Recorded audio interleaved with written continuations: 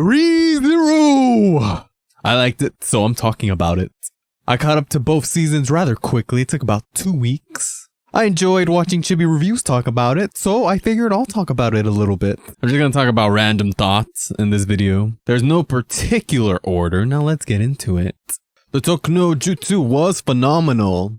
The man just went through so much pain and suffering. We had to hear it all, over and over again. It's not the conventional use of Tokno Jutsu. This dude was suffering. There was this episode of Rem that was pure dialogue. I zoned out towards some of it, to be honest. I think I was watching that episode in the background because it was so talkative. Like, I kind of, I get the gist. I don't need to relive my teenage emotional days through this anime. I know what was being talked about. Man was utterly broken. Suburu uses Tokno Jutsu against characters like Amelia when she's feeling down. He has it used against him by Rem. He's just figured out how to talk after dying so many times. He knows what the right thing to say is. At one point, he convinces other princesses to help him through Tokno Jutsu. He failed at it at first, to be honest. When he was trying to talk to them to negotiate, he was saying all the wrong things, and even when he got to try it again, he said the wrong thing, still rushing into it too much, to be honest. Boy, Suburu does get cocky when he knows what the right things to say are. So at the end of Sanctuary, that guy was having a blast talking to people. He was just so ecstatic. He was so smug talking to Garf. He thought he knew what Garfield was all about, and I guess he does. But just the cockiness from this man. Those hacks he's got from dying over and over again. Rem was pretty awesome. I can't believe she was missing for the majority of season 2. She came out as a illusion, which was nice. I enjoyed that illusion. But perhaps she was the best user of Tokno Jutsu. She was the master. She watched some Naruto in preparation for this Suburu fellow. It's been such a short while in which I've seen season 1 where she majority stars, and I've already kind of forgotten about her. The effects of her not being very relevant in the second season. Well, that's wrong. She's relevant. She'll constantly be relevant. But her absence, it started to make me forget about her, which is sad because I could recall she's great. I just don't remember why. She helped Suburu during that one time, him get through that suffering in regards to Sloth and the mansion being attacked. Oh, she helped with the whale. She was super powerful. That was awesome. God damn, she was the first one in the series to confess her love. Was she? I feel like she was. Or did Suburu do it to Amelia first? No, because I remember when I was watching the scene when she confessed her love, I was pretty impressed. I was like, wow, she's got balls. But then Suburu returned the balls when he was like, nah, girl, I don't love you. I love Amelia, which was...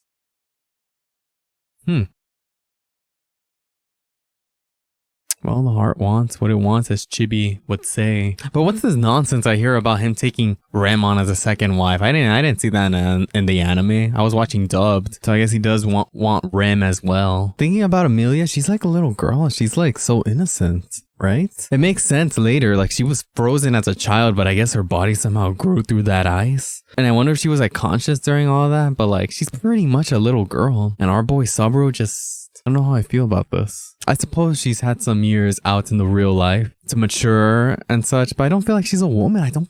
She's like a little kid to me. Seeing Suburu, I feel like he's taking advantage of her, to be honest. Making out with her, messing with her emotions. He doesn't explain himself when he's dying so much. He sounds like a crazy person to her. Yeah, that's how I feel. I feel like their relationship is pretty bad. I feel like they shouldn't get together. I think he should go for Rem because I feel like she's more mature. And realistically, if I think Amelia grows up, which I think she has a lot of growing up to do, I don't think they're going to work out, to be honest. But hey, if the writer makes it work out, I guess it works out. It wasn't surprising when we found out she thought babies come from kissing. It was a great scene. I loved it, right? I like the whole, I'm pregnant, Suburu. Time to take responsibility. Yeah, but it sits wrong with me a little bit. I can't be the only one feeling this way. Let me know. Thinking back on it now, I don't really remember the context between the whole, when Suburu announced he's Amelia's knight, and Amelia was a bit hesitant to agree to that aspect. She kind of set Suburu up for failure. She should have been more accepting of him.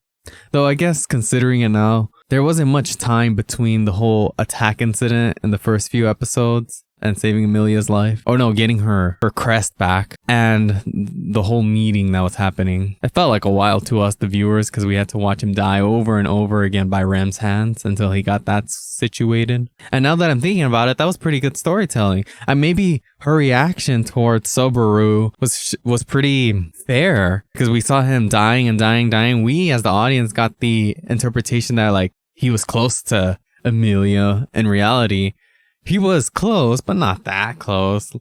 he bonded so many times over and over again with her that she just didn't remember. That was pretty good writing after all. It makes sense why Suburu would act the way he did. He felt comfortable with Amelia. And then later on, it escalated to the point where Amelia was like, I'm leaving you here in the castle.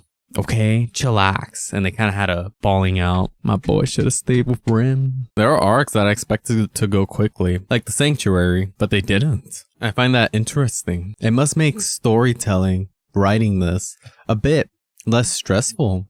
Easier, you could say. Easier in the aspect that the author could keep reusing the same premise, the same setting, and build from there. It's also advantageous, allowing the author to really flesh things out.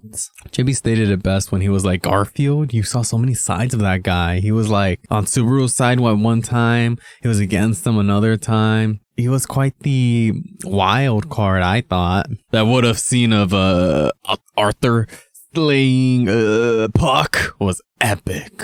Man, my boy Puck, he's just always got something savage to say. Why does he have to say, that's all you can be a hero? That's like, come on, man. Arthur is epic.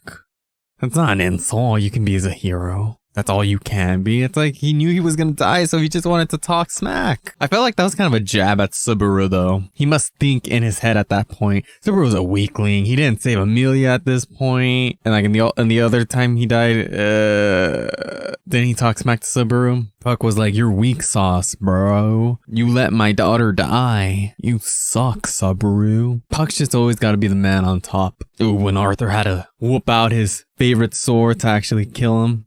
That was epic. It didn't show much in the anime, but it was epic nonetheless. I really hope the author doesn't have the death of Suburu separated into different timelines. That's gonna crush my boy Suburu. I can't see him actually having that be, because then everything Subaru's been through would be a waste of time. Like all this development, everything, he's gonna be devastated to find different timelines. I don't know why the author is throwing that in there, because if there's a timeline where he left all those people to suffer, like in that one episode where he killed himself on his neck because Rem was forgotten by everyone. Bro, I don't know how the author can pull it off. I bet, but if he pulls it off, that's pretty good storytelling. If he's able to pull it off and it actually be good. Yeah, I can't see that happening. It's not beneficial to the story at all to have multiple timelines. Author, you better not do it. You know, if I like this story, I should look up his name. What is the author's name? ReZero author. Tabai Nagatsuski. Tabai Nagatsuski. Tabai Nagatsuki. Tabai Nagatsuki. Tape Nagatsuki. Tape Nagatsuki. Tape Nugutsuki. Tape Nagatsuki. Don't do it. If you do it, have it temporary.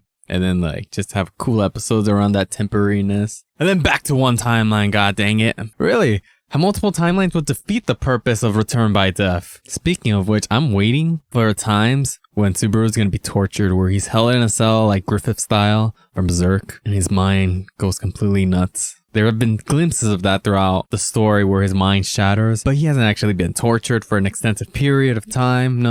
It was kind of hinted at earlier when Echidna mentioned something like that, his mind breaking. I don't know if she mentioned there's worse things than deaths, but she touched on it. Regulus Cornelius, he was badass. The voice actor and dubbing, his dialogue, it was epic. It was like Archer from Fate Night Zero. He was cocky. He was elegant. He was like, how dare you? You dare, blah, blah, whatever. His eyes were cool. His power was epic. He just shattered Pandora. He said, what? You're gonna teleport me to where? I'm Regulus Cornelius. He's cool, all right. To be ashamed to see him not be explored more further on. There's just so much story to explore. They explored Sloth a bit. There's all these other bishops. So much story. I thought and still feel that Fel should have played a more important role, but she's in the princess selection thing, so maybe her time has yet to come. Yeah, probably. Why else would that guy sneak in to save her and they have that whole scene about it? If anything, I could see her becoming the true queen of this place rather than anyone else. She kind of deserves it the most, to be honest. She's like, well, she's a thief, to be honest. So she's a thief, but she's like poverty. She's kind of stuck up, to be honest. selfish. Amelia claims that Amelia herself is selfish.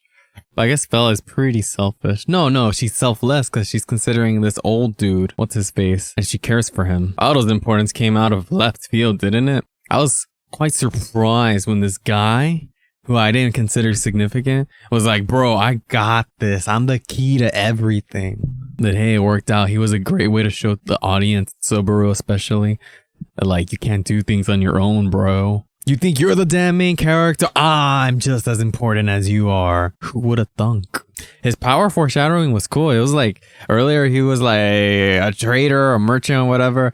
I know routes, I know shortcuts, right? And then like, later we see he probably used his power to do that. Well, one can only speculate, but I mean, what else could it be? At first, when the flashback occurred to show his background, I was like, but I was like, yeah, I'll give him a chance. Yeah, Otto's cool. He's saucy. Fighting Garfield, he's a saucy guy. He should end up with Rem, not fucking Suburu. Suburu doesn't deserve Rem. Or maybe he does, I don't know. Julius was badass. Julius was badass indeed. He's got that smirk of his that like a sadistic person has. Like, Amelia was right about him. He's a cool dude. Suburu, he's the one that was like insecure or something. Really goes to show how immature Suburu is, claiming this guy's like a rival. Just cause what? He like kissed Amelia's hand? Please. All knights do that sort of thing. It was a bit surprising seeing this guy show up to like help Suburu. It was like, why wasn't he there to kill the whale? I was like, okay, whatever. The reason was kind of bogus. They needed to like keep people from coming in or something like that. But yeah, his presence was accepted nonetheless. And that guy, he killed Amelia's father figure. What's his face? Sloth, the Archbishop of Sloth. It was beautiful. When Suburu goes into despair, it's kind of nice, to be honest. The Saint of Sloth called him out. He was like, bro, you're not crazy. You just want sympathy, bro. Sloth didn't say that, but he made it clear that's what Suburu wanted. Or at least hinted at it. He helped the audience understand what Suburu was going on about. What he was really feeling. The writing was cool. It was like realistic. Like teenagers who throw tantrums like that, like to like fake and gain sympathy from people. People of like a victim disorder, or not even a victim disorder, like that just want attention. They do act that way, don't they? I also wonder, why was Sloth trying to attack the mansion again to get to his like daughter figure? I don't know. Was that ever explained? Maybe I wasn't paying attention enough. Oh, right. Because like apparently there's like, I don't know where I heard this. Maybe it was from the anime itself. But like Satella's trying to take over Amelia. I don't know what their relationship is. I don't even know if we know their relationship. I'm mixing up theories and like actual canon stuff together. Maybe that was why. And why were they looking for Pride now that I think about it? You must be Pride. Echidna was awesome. I guess Suburu was smart to not accept her help. Chibi told me about the what if he accepted her help. And apparently she would have made him keep dying like millions or billions, I don't know, a large number of times to get to the best resolution, which in turn would satisfy her thirst for knowledge. I kind of wanted him to accept her help though. Seemed like a good deal to me, but in his situation, maybe I would have been like, nah. It's interesting Suburu was able to tell how unsympathetic, sociopathical Echidna was. I wasn't able to tell. Maybe it's because I was binging it. I'm just bad at picking up details. I wonder why she doesn't like Amelia. Is Echidna actually jealous? That's like weird. Why would you be jealous of Amelia? Just because she's with Suburu? Yeah, probably. She's just salty. But then she got even more teary when she was seeing Amelia beat all the trials. So I don't think it's just that. Weird. So many mysteries in this anime now I think about it. More questions than not.